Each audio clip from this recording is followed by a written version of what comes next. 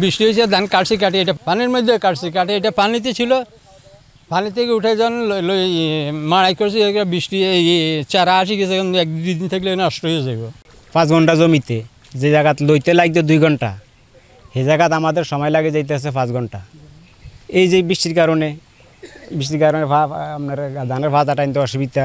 টানা 2-3 দিন টানা বৃষ্টির কারণে, প্রচুর পরিমাণে বৃষ্টির কারণে আজকে আমাদের ধানগুলো পচে যাইতেছে। কারণ যারা আমরা কাটি রাখছি ধানগুলা নিতে পারতেছি না, মেশিন নাই, কোনো কিছু নাই, অনেক সমস্যার কারণে ধানগুলো নিতে পারতেছি না। যাদের ধান দাঁড়িয়ে আছে তারা কাটতেও পারতেছে না, ঠিক মতন কাজ করতে পারতেছি না। একদিন বৃষ্টি হলে সারাদিন বসা থাকা লাগে, খেত নষ্ট হয়, মানুষের বিভিন্ন জায়গায় টেনশনে থাকে, ধানের মনে দাম নাই। বৃষ্টির কারণে আমাদের ধানগুলা নষ্ট হয়ে যেতেছে। সকাল থেকে আমরা পানি ইস্তেছি মেশিন দিয়ে, ওই যে মেশিন এখানে পড়া, মেশিন দিয়ে পানি ইস্তেছি। বৃষ্টির কারণে ফসলের জমিতে 1 হাঁটু পানি, ধান টান কাটতে পারতেছি না, যা গাড়ি বাড়িতে নিয়েছিলাম এখন শুকাইতে পারতেছি না টানা বৃষ্টির কারণে।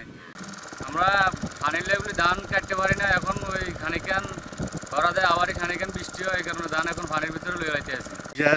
ধান কাটছে 4 দিন হয়েছে, কতন বাড়ি আপনার দূরে আবার বৃষ্টি আই গিয়ে এগুলো ধান শুকাইতে পারি না।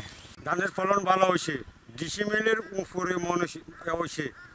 এখন আমরা বৃষ্টির কারণে লইতে ইচ্ছেছি না, বৃষ্টি বন্ধ না হলে তো ধান লইতে ইচ্ছেন না। একটা বদিলে 8 হইতে 900 টাকা 1000 টাকা চলে। এই বছর নোয়াখালী জেলার 9টি উপজেলায় বোরো আবাদের টার্গেট নির্ধারণ করা হয়েছিল 1,650,000 হেক্টর।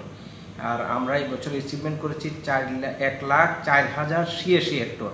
মানে আমরা টার্গেটের চেয়ে প্রায় 4,000 হেক্টর বেশি আবাদ হয়েছে। আপনারা জানেন গত মৌসুমে আমাদের এখানে দীর্ঘদিন বন্যা ছিল, যার কারণে এখানে আগাম স্ট্যান্ডিং পানি ছিল।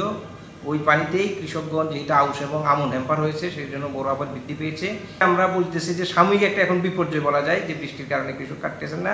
কৃষককে বিশেষ করে যেহেতু বৃষ্টিপাতের সম্ভাবনা সামনেও আছে, 80% কাটলে যাতে দ্রুত গতিতে কেটে বাসায় নিয়ে আসে।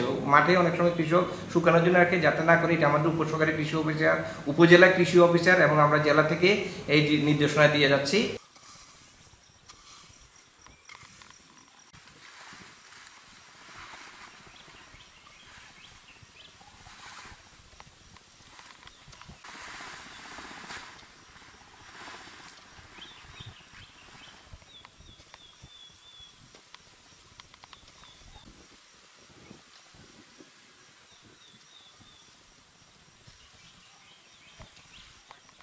বান্ডেল থাকলে প্রতি সেনমানিতে টাকা বাঁচবে। বিকাশ সেনমানি বান্ডেল কিনে জিতুন প্রতি লেনদেনে।